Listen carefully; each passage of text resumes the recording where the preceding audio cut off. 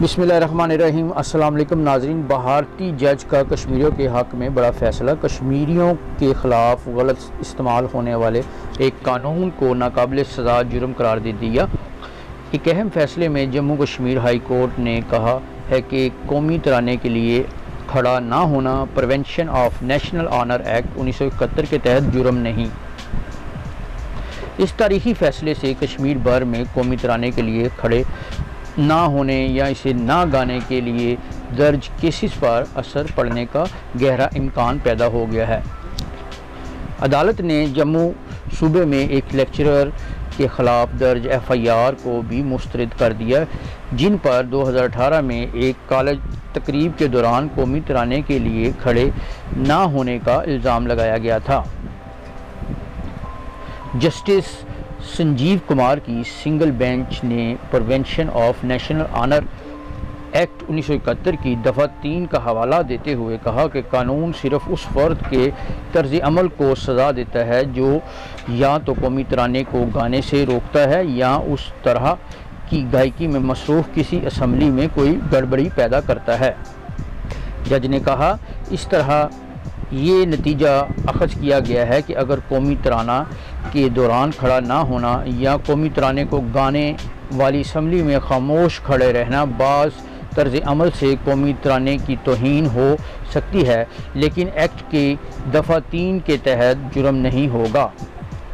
High court ने यह भी कहा कि कौमी तराने का एहतराम हिंदुस्तान के आइन के तहत मज़कूरा बुनियादी फ़राइज़ में से एक है, लेकिन ये कानून के ज़रिए लागू करने के लायक नहीं और ना ही इस तरह के फ़राइज़ की खिलाफ वर्जी सूबा के किसी भी ताज़ीराती कानून के तहत जुर्म है। रिपोर्ट्स के मुताबिक अपने फ़ैसले में अदालत ने 2019 में BJP MP प्रवेश वर्मा की जानिब से लाए गए एक प्राइवेट मेंबर बिल का भी जिक्र किया, जिसमें इस बात पर जोर दिया गया था कि अगर एक्ट की दफ़ा 3 हिंदुस्तानी कौमी तराने की तौहीन का जुर्म नहीं बनाती है जब तक कि इसका असर कौमी तराने के गाने को रोकने या गाने में मसरूफ़ असम्बली को परेशान करने का ना हो।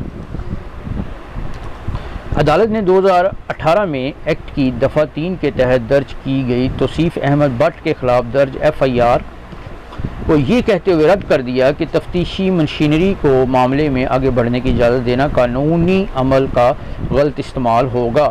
अदालत ने कहा कि FIR के जायज़ा से जो कॉलेज के तलबा की तहरीरी शिकायत पर मबनी है पर वाज़े होता है कि भट्ट ने इस तरह से काम नहीं किया जिससे किसी को कौमी तराने गाने से रोका गया या असम्बली में कोई गड़बड़ी पैदा हुई हो।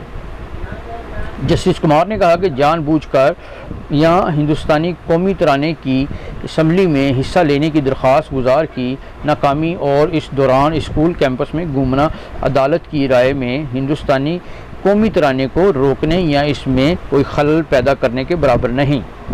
उन्होंने कहा कि भट्ट का तर्ज अमल अगर जानबूझकर किया गया तो कौमी तराने की तौहीन और आइन के आर्टिकल 51A के तहत हिंदुस्तानी शहरियों को दिए गए बुनियादी फ़राइज़ की खिलाफ वर्जी है।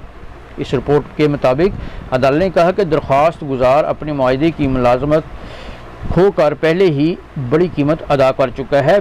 पिछले कुछ सालों में मुख्तलिफ सूबों और यूनियन टेरिटरी में कौमी तराने के दौरान खड़ा ना होने के लिए कई लोगों के ख़िलाफ़ मुकदमात दर्ज किए गए हैं।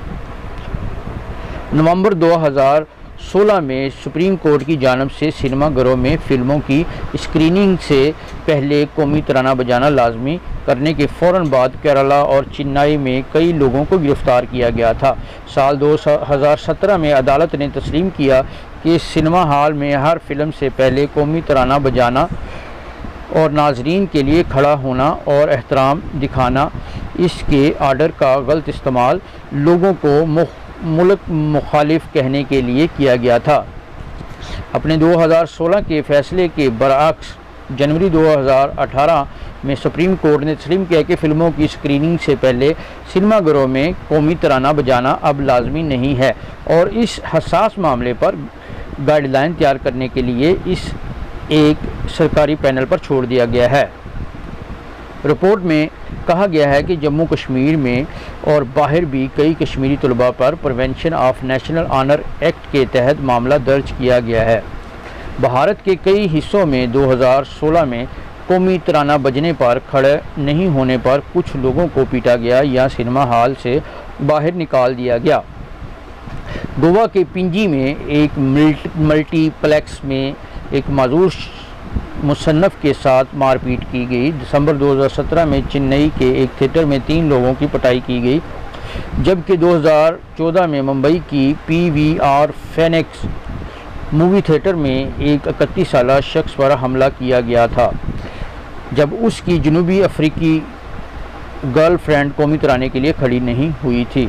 नाजरीन, अगर आपको हमारी ये वीडियो पसंद आई है तो इसे लाइक, सब्सक्राइब, शेयर करना मत भूलिएगा। इजाज़त दीजिएगा। अल्लाह निगहबान।